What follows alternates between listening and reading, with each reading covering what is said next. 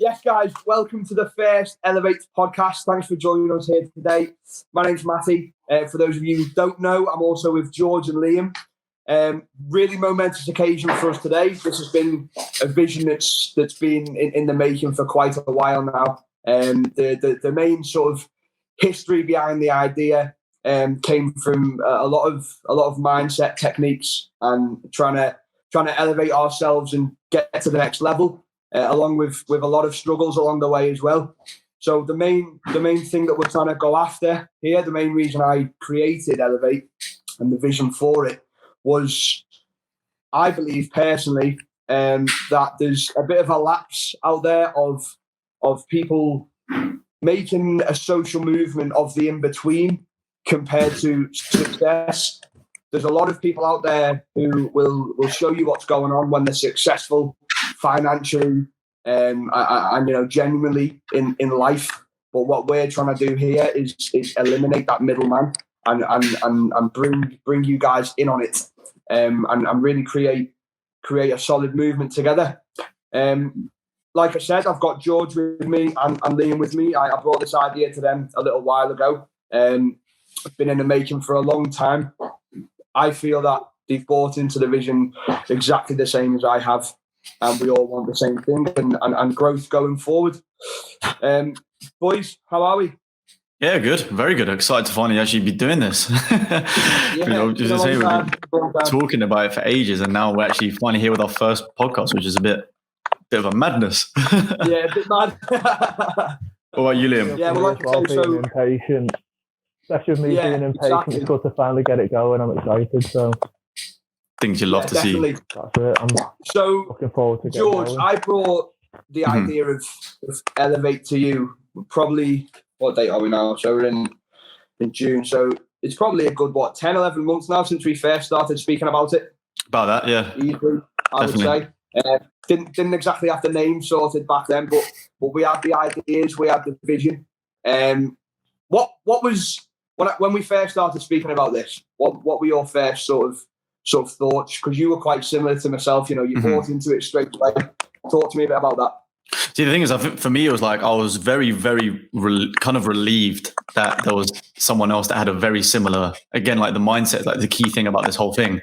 Because just like a bit about myself and how I like to think about like how I go around work and stuff is I'm always trying to provide like the highest quality all the time, and just want to make sure that everything gets done on time. And just there are so many opportunities out there to succeed in many different things, which is like just a bit by myself as an example is I've got my own YouTube channel, which is doing pretty well, nearly 50,000 subscribers now. Got my own production company as well, like loads of different things that I want to get a part of. And it was good when you came to me with this kind of idea. I was like, well, this is perfect. We can share our, I guess, knowledge and passion for trying to just grow things, whether it be a company or like yourself or whatever it is, and trying to share that with the world. Because I think for me, it's a massive waste when people have like opportunities and have like the potential and don't really do anything about it because they're not in the right mindset to do it. For me, I was like on board from the get-go, kind of thinking like, right, great, we get to hopefully make people think the same way as us and then grow the same way that we want to as well, which is, I think, is pretty sick. Yeah, definitely. I think one of the main things we've always shared, and again, for those of you who don't know, this is mine and George's second bite of the cherry of forming a company together. We've met in the past through when we set up the football team Imperial Wharf together, and now we've moved on to this. So really excited. Liam, so obviously, again, for those of you who don't know, Liam's quite a long-term friend of mine. From back home, we're both from Liverpool and Southport. Liam, obviously, we've always since the moment we met, really, we were just two stupid kids back then when we first met, but we've always shared, that love for passion and motivation and wanting to get somewhere. That's the main reason that me and George spoke, and we wanted to get you involved in this as well. And you really do like share the exact same sort of idea of success and that idea of elevating yourself. What were your first thoughts when I brought the idea to you? So when you first brought the idea to me, my mum was like very excited. Obviously, with me, I got expelled from school, didn't do well in college, and in the past few years, I've done various things, and I'm doing a law degree. So for me personally, when you came to me, it was kind of like a chance to speak to obviously kids who had behaviour issues like me, didn't do well in school per se, and like didn't really have they had a lack of discipline. When you came to me and said, this is what you want to do, I thought it'd be a great chance to speak to people who you know, are struggling with school, struggling with different things, like family things, and be able to like connect with them on a level to motivate them and help them. Because, you know, I thought it was like a cliche, put the work in and you'll be successful. If you work hard, it'll happen. I always thought, oh, everyone says that. And it turns out it's actually happened. Yeah, it sounds cliche or whatever, but, you know, 5 years ago, I got expelled from school. I've no GCSEs, and I've just finished my first year on a law degree. So, if anything, it's an insane turnaround, really, when you think about it. I mean, that's exactly the sort of stuff that we're trying to, you know, employ into people. It's the idea of elevating. It's like you say, Liam. Like you didn't have a right to achieve what you did in most people's eyes, but you sensed it in yourself, even when maybe others didn't sense it in you, and you've elevated hard as well, which is massive. And now, like as George just said, then like it's insane the way you've gone from where you were to now doing a law degree. Which, let's face it, and not many people admit it. Everyone sort of, in my opinion, there's two groups of people in life, and you've got the positive and the negative. And, you know, I feel like the negativity, unfortunately, drains our society quite a lot, and the social circles we're in. But yeah, well, we all know for a fact that, you know, the negative sort of group of people, they never would have really given you a prayer to get to where you are today. So that's huge. So yeah, massive well done for that. And it just really demonstrates what we're going for here, you know, building together, elevating together, and moving on to that next level. I think that's the thing that's going to make it work between us as well, is the fact that we're all like pretty much exactly the same mindset, and we all want to see each other like do well. And like, I think once you've got that kind of that chemistry and the want to succeed together, it makes it so much easier for us all to grow and quite literally elevate together, because that's probably the worst thing you can have, is like having toxic mindsets around you, and the toxicity can kill a lot of ideas and a lot of potential with people. So it's very, very, very good to surround yourself with people with the same kind of mindset, or people that want to get to that kind of mindset, at least anyway. Absolutely. So just going off, we can bounce this in now, because that's the next thing I wanted to come to, actually. Just talking about mindset and things. George, you brought up a good point there, which I actually want to pick Liam's brains on. I think definitely for myself and Liam, we can relate to the fact of having toxicity, you know, around our lives. So sometimes you'll build yourself into a really positive mindset, and you know, you're in a good place. But there's a lot of people out there who, you know, for whatever reason, and it might not always be their fault, but you know, they have a lot of bitterness. They might have some jealousy. They might not share the same views. They might not want to be positive. They might want to stay in the groups, keeping negative and you know, complaining that the rich are rich. But Liam, what do you think is the main catalyst for that toxicity? Because me and you have come across that quite a lot. You know, toxic people. What's your opinion on that? What do you think makes them want to be like that compared to want to be like us? Well, for instance, with me, I've always had big dreams. I've always wanted the car, the watch, the house, you know, the holidays, whatever. You know, some people are quite content. I wouldn't say it's necessarily a toxic trait. Some people are quite happy with, you know, having a normal, happy, just I'll go to work, pay the bills, you know, go to the pub, just chill, have it not like an easy life, but like a, you know, I don't need to strive for that. I just want to get by type. And you know, some people have that mindset. Yeah, just convenient. So, you know, some people would like, oh, I've got a job, it pays the bills, I've got a bit of money, I've got clothes, I've got food, I don't really need much else.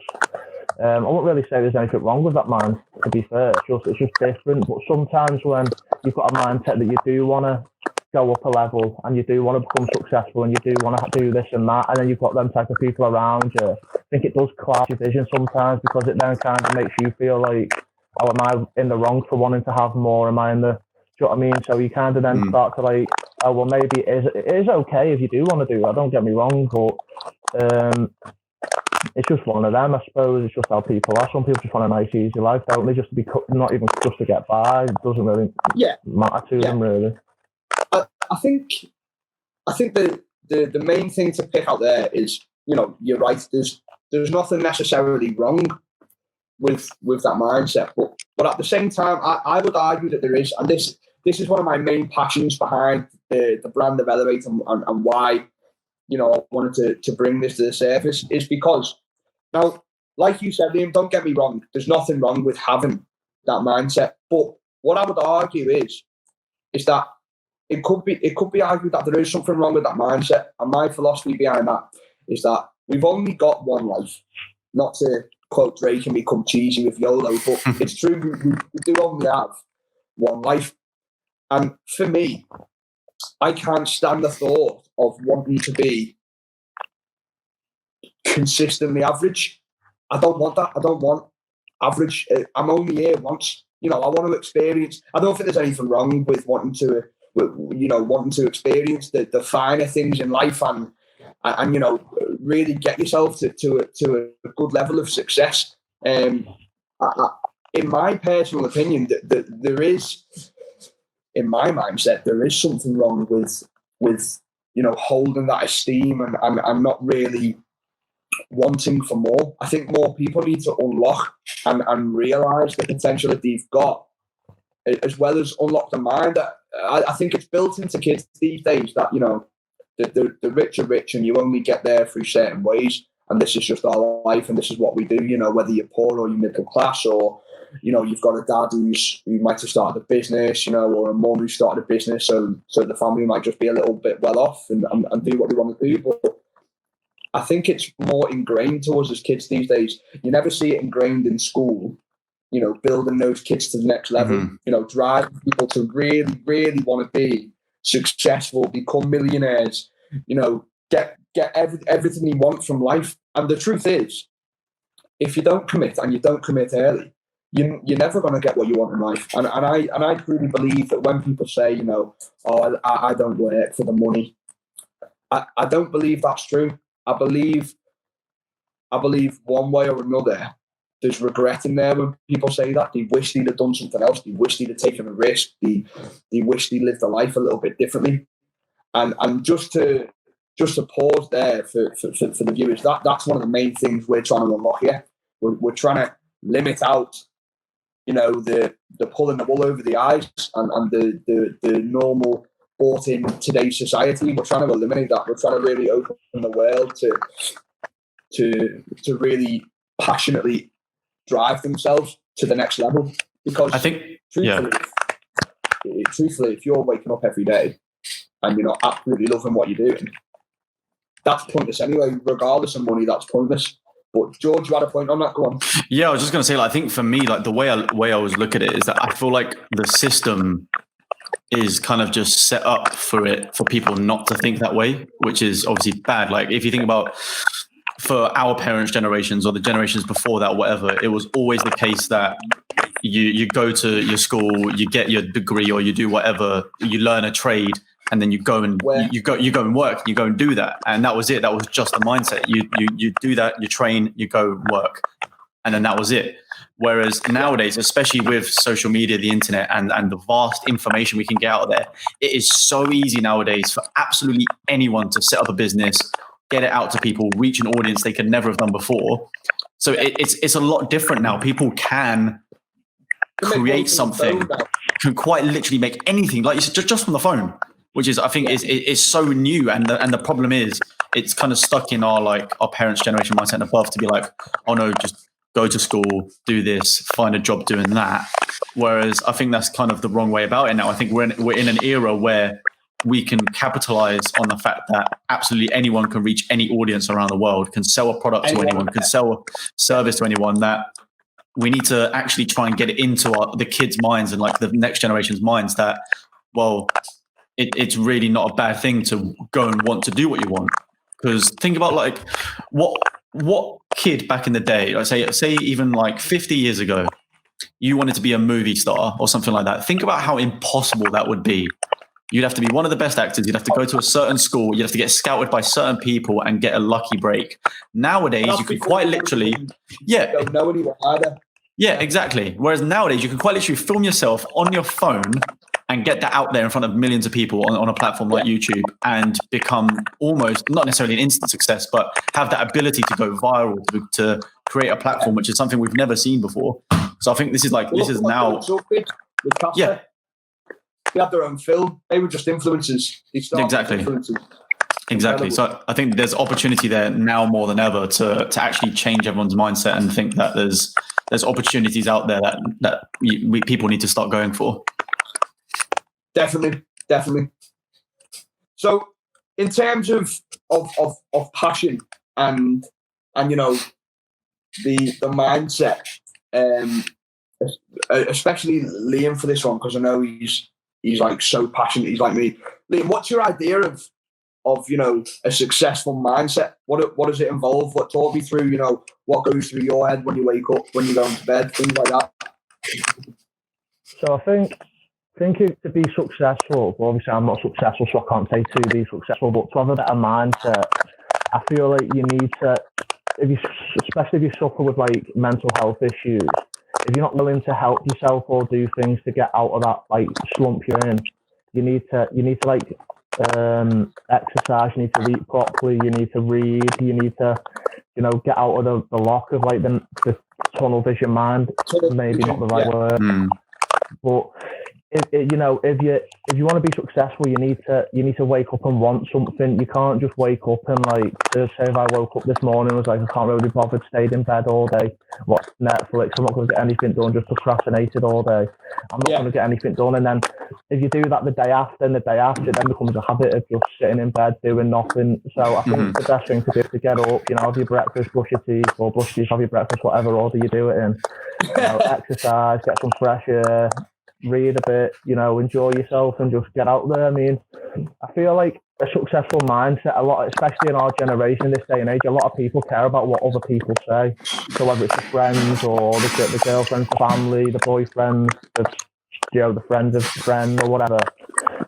Oh, you look stupid. Oh, that'll never work. And a lot of people listen to what they say, and then they just think, oh, they said it, then they must be right. I feel like you need to be very resilient.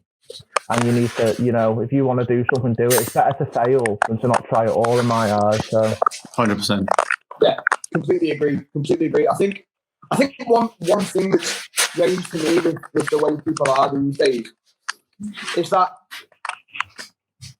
you know, you hear so much about like, oh, I can't do that because I don't have the time, or, you know, or if I had that money, I'd make it into more and I'd be rich as well, or, you know, I can't start that business because I've got this and that to do. Yeah.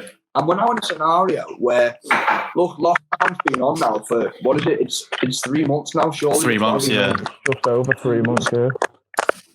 And I've been speaking to people so often who are still not, you know, they've been furloughed. Now, all right, it's not the best scenario, but if you're truly in a mindset of wanting to do something and make a change and make a difference and follow your passion, now's your time to do it. And I'm speaking to these people and I'm asking, you know, so what are you doing with yourself? What are you doing with your days? And it's, I'll just chilling out. And I feel like saying to them, you know, you never lack the time or the money. The only thing you lack is the discipline. Because no. Everyone has 24 hours in a day, don't they? Do you know what I mean? Exactly. Yeah, exactly. And I think no human should be coming out of lockdown. No human who longs to be successful should be coming out of lockdown without an extra skill. The business started that they could never have the time to create. You know, the blog created, the book made, whatever it is that you've been putting off for years, saying, I don't have the time, I don't have the money. Look, not to blow smoke at ourselves, but look at us, you know, 3 young lads, we've sensed the opportunity, we've all bought in on it, and we've done it just because there's a passion there. I think, if anything, now is the time to be doing it more, but obviously everyone's different and people don't always see it like that. But that for me personally is what whether or not you have a mindset for success. Because if you truly have a mindset for success, you'll sense the opportunity and you'll take it. Exactly. But, like I said, everyone's different. Just gonna pick your brains, George, on obviously we've known each other for quite a while now, and I'd love to take a little bit of credit for employing your mindset, but it's not totally me. So let's talk Rich Dad Poor Dad. Yes.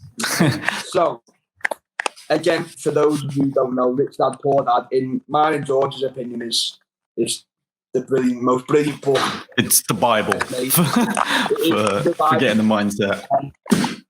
And I think so. I brought Rich Dad Poor Dad to you, didn't I, George? Yeah. Right. Yeah. After I'd read it, and the person who brought it to me is the man before you right now, Lee. And he said to me he had a little square back book of it, and it was just a mini one, and he said, "Read that. It's one of the best things you'll ever read." So I left his house, rolling my eyes, whatever. Okay. And the next few days while I was in work, I actually read it. And the second I read that little 90-page book, it completely and utterly changed my view, my outlook, my opinion, my mindset on everything. And it made me go and buy the full book. And I remember coming to you, George, and we had that conversation, and I was all hepped up and I was excited. And I was telling you, you have to read this book. You need to read this book, because at that point, we'd already established that we had a very similar relationship. Yeah. We wanted to be successful ourselves, and we had a similar mindset. So talk to me about Rich Dad Poor Dad and what it did for you. It's a bit of a madness, because like for me, I was never really one to I never used to really read up too much on things before. I kind of everything was kind of just what I'd learned to myself, and mainly just watch videos to try and learn. And so when you first was telling me about it, I was kind of like, well, how can reading one book really kind of really kind of affect me? Yeah, exactly. But to be honest with you, as soon as it's weird how one book can just explain so easily and so concisely loads of just little things just to completely change the way you think about how you get motivated to do something, and just how a lot of stuff about businesses and just being a bit smarter with decisions, and a lot of stuff about money as well, and managing that. And I think it was just it truly is I think the Bible for changing into that positive mindset and that wanting to grow, which ever since then I was like, okay, now reading up on loads of different other topics, and we've not stopped talking about it since. Yeah, not at all. And I think I was on holiday in Cyprus at the time when I was reading it, and I couldn't put the book down. Honestly, I was like, I need to learn about the next section, and it was get as much of as you can. I think the most innovative thing in that book for me is when I try and explain the vision of Elevate, I explain it as my ultimate dream, our ultimate dream together, is to change the way kids absorb education and information. And the steadfast truth to that is the only way that gets changed is in the teaching methods. There's no other way that changes, because it is what it is. For me, there's far too much time wasted on ridiculous resources, ridiculous subjects and lessons that has been built into this idea. People like us would say, kids don't need that. Kids don't need that for when they grow up. But the difference is, kids do need silly skills like that to grow up into the life that's being built for us. Working for the man, working to make someone else rich, not working for themselves. You would need a skill because you need to get the job. But for me, that's where Rich Dad Poor Dad pioneers that new stage of education, because it was the first time I'd ever heard the term "make money work for you, don't work for money." And that to me, that was huge. That single-handedly changed my outlook on everything. Liam, interested to hear your thoughts on this bit. Obviously, it kind of changed the mindset for me and George, because it was the first time we really heard of making money work for you instead of working for money. And to me, that completely flipped my mindset around. And I know we've had numerous conversations about that in the past, but is that similar for you? Did it alter the way you thought when you heard that term, or was there something different that went on for you? A bit of both. So obviously, I've always watched motivational videos, gone through motivational quotes, and I've always seen like this, the typical quote: "You're not going to be rich until you can earn money while you sleep" type things. But I always thought, especially growing up with my dad being a tradesman, it was you work for your money type thing. Yeah. So obviously, when that little book is only about that big, wasn't it? And I was reading through it. It was very eye opening to read, because I always thought you work for your money. You have to stay up 20 hours a day to earn your money. Do you know what I mean? So when I obviously read that book, and then I was reading through the different types, and obviously it was saying about investments, different businesses, and it was very new to me, because obviously school doesn't teach you that. Obviously, when I was in school, I really didn't. I wasn't the best student in school at all. Anyway, so I don't even remember anything I got taught in school, regardless. So obviously, it was very good. So that was the best time, especially for me, because I wasn't in college at the time I had that book, because no one would take me on for college because of my grades. No one would take me on of a job because of my grades. So when I bought that book, I was kind of enjoying just kind of teaching myself, just kind of enjoying like reading. And it taught me a few things that I wouldn't have taught if I didn't. It's just something as simple as Googling best 10 books to buy. Do you know what I mean? Yeah. It's something as simple as that. I think that was the best thing about it. Is it like instantly sparks you to want to like go into detail more into like the individual things he's talking about. And I think definitely that whole thing about investment and just changing your whole outlook on money in general. Like you said, like a lot of the time people are thinking, and it's obviously what you learn from the book, is that like, oh, you get paid and then you spend your money, but then how much money do you lose from taxes and stuff like that? It's just thinking differently about how you want to reinvest your money to then make more money without actually having to really do anything. Like it's pretty much as simple as that. Obviously it goes into a lot more detail, but I think like just the fact that it just instantly changes your outlook and just kind of motivates you to want to read more about each thing is just that little difference in the mindset. Because I wouldn't have done that before. Effect for me. Yeah, definitely. Because ever since Rich Dad Poor Dad sort of altered where my head was. For me, then it's become a game of curiosity and how much information can I get in from how many different books. That's what it's been like for me. Since then, I've gone on to read these other books, and I've gone on to read different types of books. And, I think in terms of the sole message, from the educational point of view, it's that look, we're not stuck in this tedious, anxiety-driven society. Like a lot of people are buying into the fact that you start as a kid, you learn the skills you need, you grow up, you get a job, you get a degree, you get a job, and then you work for the man, paycheck to paycheck. Maybe if you're lucky, you'll have a little bit of money left over after paying all your bills. You can have a holiday or buy a car or something. And for me, that's just absolutely ludicrous to live in that mindset. I cannot stand making money for someone else. Mm-hmm. It makes no sense to me that I don't want to work every day to make someone else rich. At the same time, I get that there's experience there, but for me, if you're in a mental headspace where you are seriously, and you're not lying to yourself, and you're seriously okay and happy to wake up every day, to go to a job and make the man that you're working for, the woman that you're working for, rich. That old work for the man, like everyone used to say. I've got to be honest, I feel like you're lying to yourself a little bit. Yeah. I feel like if you sat there now saying, no, I'm not, I feel like you haven't admitted that you're lying to yourself yet, because you definitely are. Because I don't necessarily think they're lying to themselves. I kind of feel like they're just in fear. So like they'll probably be sat there thinking, how can I do that? I can't do that. But the thing is, and it's pretty straightforward. If you can do your job and you do your job well and you make someone money, then you can do it for yourself. Do you know what I mean? It's that simple. Exactly. In my it's that whole opportunity. There's opportunity there to do it for yourself nowadays.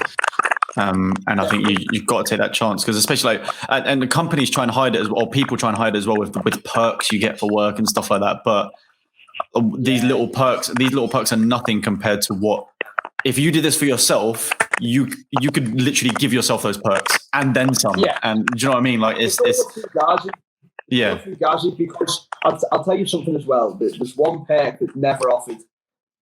Don't get me wrong, perks are nice when you're working for someone, but there's two things. You have to, one, understand that the employers put them in place for a reason. Mm-hmm. And secondly, there's one perk that no company in the world can ever offer you, and it's your time. Because your time is the most expensive, most valuable, most resourceful thing anyone has. People get it very confused when they talk about, rich people and the value of money. They get it very confused. The most valuable thing is time. It's not freedom of money that is this huge attraction. It's freedom to do whatever you want to do with your time. Yeah. For me personally, anyway. Of course, having millions, billions of pounds is obviously the ultimate goal. But for me personally, the most important thing for me is to build something for myself that outweighs the time and money that I would be earning at a 9 to 5.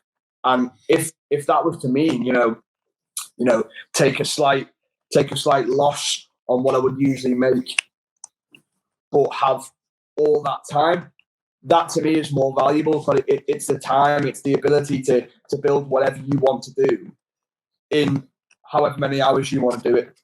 Having that freedom to choose. Yeah, I think that's the main thing about the whole financial freedom, which is what we want to get across to everyone as well. Is the freedom is, like you said, the time that you have. You should want to get to a position where you're earning the money while you have the free time, while you have the time to do what you want and explore other options and do this, that, and the other, rather than, like I said, if you're doing 9 till 5, more often than not, it's nowadays like 9 till 8, 9 till 7.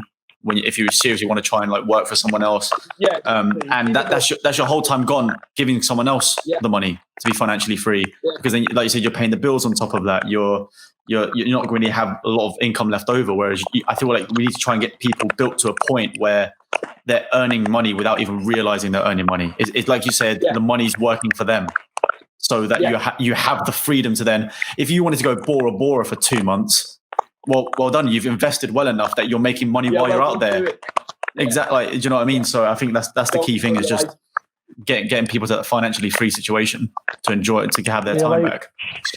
The problem, especially nowadays, Instagram and social media is kind of takes a lifestyle for a lot of people, and people feel like, absolutely. Do you know what I mean? So there's a lot of things on Instagram where like people have like rented a car for a day, or rented even clothes or watches, and they make it out like, especially with models, they've got the perfect body. And I feel like a lot of social media does put people into a bad state of mind, and I think people just need to kind of get out the bad mindset to push for it. Do you know what I mean?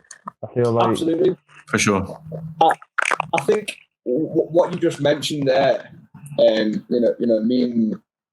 and George have spoken about that quite a lot as well. That you've got to actually have that developed hunger to want it. I think if you don't want it, it's never going to work. But at the same time, for me personally, hunger can be taught. For me, hunger was taught by my dad, and I was really lucky to have a dad like I did, because growing up as a kid, that to be fair, it has to be said, I was quite lucky. I was a little bit more fortunate than others. We were by no means a rich family whatsoever, and we'd come from a host of generationally wide poor families.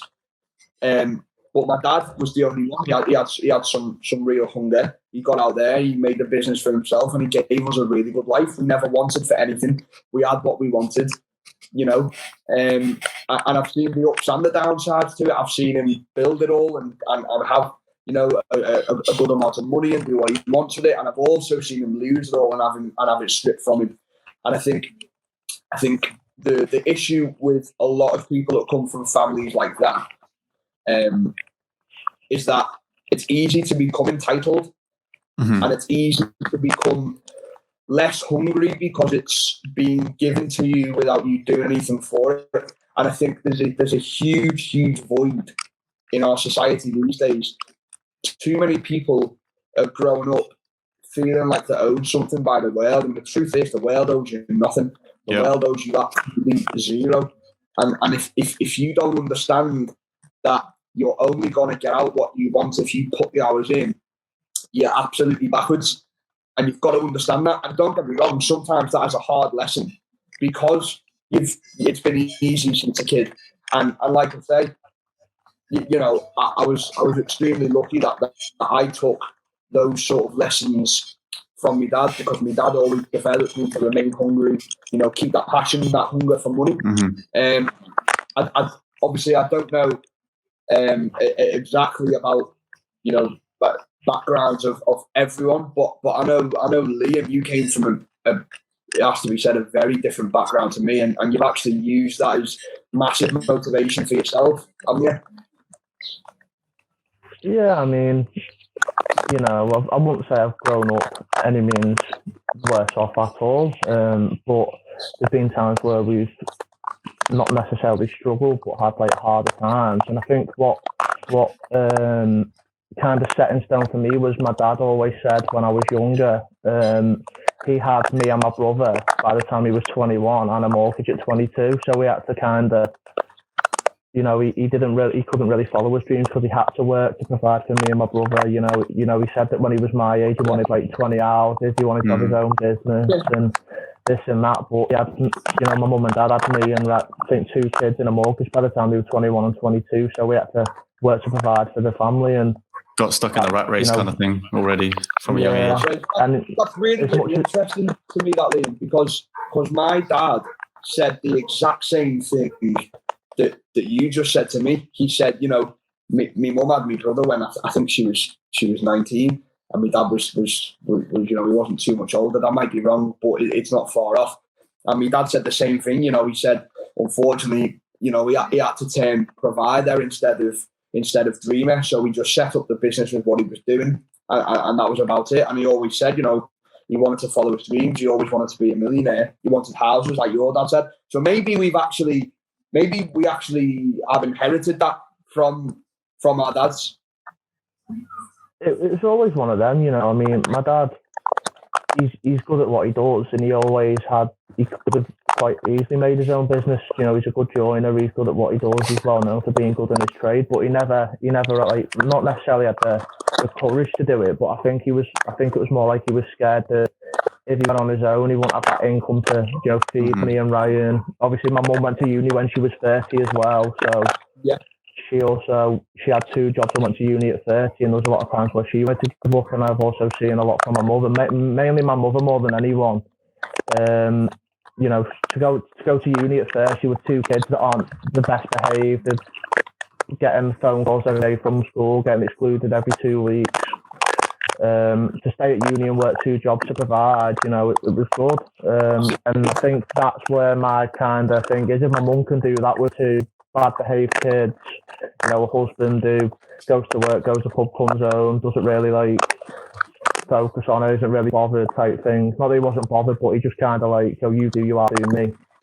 Yeah. And she carried on plowing through. And obviously my mum is a big inspiration to me for doing that, because at 30 years old, if I had 2 kids and a mortgage to pay and 2 jobs, I couldn't do it. I'm not going to sit here and say I couldn't lie. I couldn't think of anything worse. So I think a lot of my inspiration comes from my mum and what she's done. I can't praise her enough for what she did, and she's a nurse and now she's enjoying herself. It's 10 years ago. She loves the job, she loves the life, and she's doing well. Do you know what I mean? So that's all you can ask for. If you're loving your life and you're happy and you're enjoying it, I think that's the main thing. My mum's still got goals and aspirations. My mum's still doing courses now to become a bigger band. I think it's in nursing to get different things, to do different bits, and she does want to eventually own her own business. But my mum started late. But just because she started late doesn't mean that she was late. Do you know what I mean? Everyone has a time. It doesn't matter. It doesn't matter what age. Do you know what I mean? There's opportunity for everyone. 21. you know, obviously through the childhood I have with mixed different things going on, blah, blah, blah. You know, I can take from my dad that my dad maybe was a bit angry that he didn't capitalise on it and he did have us young. So obviously I now don't want kids till I'm at a decent age, because my dad's always said, like, listen, Liam, like, I had used to, and it kind of, like, you know, not ruined things. I wouldn't change it, you know. He always says I wouldn't change it for the world and I wouldn't change anything that happened, but, like, I had to provide, as you said, you know. And then my mum got to a point, my mum was just a carer. Well, just a carer, do you know what I mean? My mum was a carer, she was on minimum wage, and she then woke up one day and said, look, like, I want to be a nurse, I want to provide a better life for the kids, you know. And when she was at uni, don't get me wrong, we did struggle and it was hard. Yeah. And it taught us all how to understand money more, to be more careful with money. But, you know, now she's at a better place. Dad's doing well for himself, you know, my mum's doing well for herself. So it's all about that, I think. Big credit to their mindset for wanting to get that extra thing, like wanted to achieve that. The hunger to elevate, and I think that's what's massive. And I think your mum definitely is, like, she obviously being close with yourself and the family. You know, I've seen that firsthand myself as well, and I think it's massive props, because it's like you said, you know, it definitely wasn't easy. It definitely wouldn't have been easy for any of us to do, and I think the fact that your mum still had that hunger to elevate herself and elevate, you know, not only her life but her kids' life as well. It's massive. If that's not proof to anyone, folks, if that's not proof to anyone that no matter how much you've got going on, you can still work to elevate yourself and work to develop yourself, then, like I say, you're only lacking the discipline. You're not lacking anything else. Anything's achievable the way obviously me and Ryan, especially my little brother, you know, he was the same as me. I think the whole of year 9 or 10, he just didn't go to school. You know, my mum had to go to town hall because he literally point blank refused to go to school. He didn't go. Like, he woke up and he's like, I'm not going to school, and there's nothing anyone could do to get in school, you know. And I think he missed half the year 10, and obviously because I was the big brother and I was like the clown, like, he obviously looked up to me and he messed around and did things. You know, he's now got level 3 and he's got a level 3 electrician. He's done that, he's qualified, he's now needs an apprenticeship, and obviously I'm now doing a law degree, and I think that stems from the foundation my mum's built in us when we were young, that, you know, if you want to do it, it's achievable. You just need to work hard and just don't give up. You need to persevere, and you need to be able to change in a different, do you know what I mean? Like, tomorrow's never promised type thing, so you've got to work for today because you never know what could happen tomorrow type thing. And yeah, a lot of where I am now, I personally don't think I'd be doing a law degree if it wasn't for my mum doing what she did. I don't personally think, you know, Ryan would be a level 3 electrician. That's the key. Surrounding yourself with the people that want to grow and innovate. Like, that's huge for instilling that mindset in others, and that's exactly what we're trying to do here as well. Like, give that opportunity to others the same way your mum has done that for you and your brother. 100%. Yeah, exactly. And I think that's why we've all gelled really well and bought into it, you know, very well, because you know, George, obviously your circles and things are quite vast. Mine and Liam's circles are quite vast as well. And I remember it was probably about 6 months ago now. No, it was probably longer than that, nearly a year now, probably. Me and Liam sort of, you know, we had a chat together and we were saying, you know, there's just something not right with the circles we're in and the circles we're getting into. You know, there was a lot of toxicity, there was a lot of negativity, there was a lot of just things that would, instead of, you know, drag us down, we let it push us on to want more. And now, I mean, I can certainly speak for myself, but my circle is about that big. Yeah. I've got myself and I've got George in it. And I've got. I'm not as close as the people I was, say, 6 months ago, but they're still very good friends of mine. I feel like there's a lot of lessons.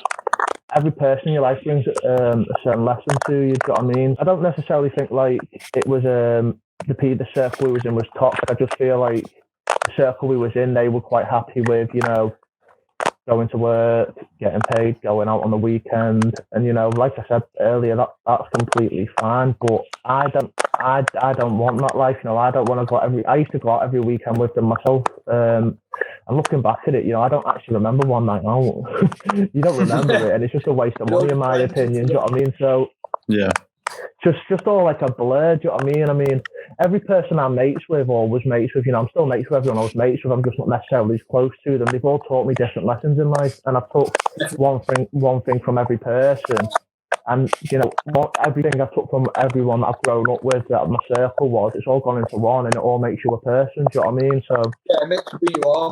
Makes you who you are. I think that's actually another thing that Robert Kiyosaki argues in Rich Dad Poor Dad. He says, he says he has friends from very different areas of life, with very different financial backgrounds and mental backgrounds as well. And he says he uses everyone to keep his thing consistent and his mindset ongoing, but he uses the negativity to push him on and the positivity to inspire him, which I think is a really great different view.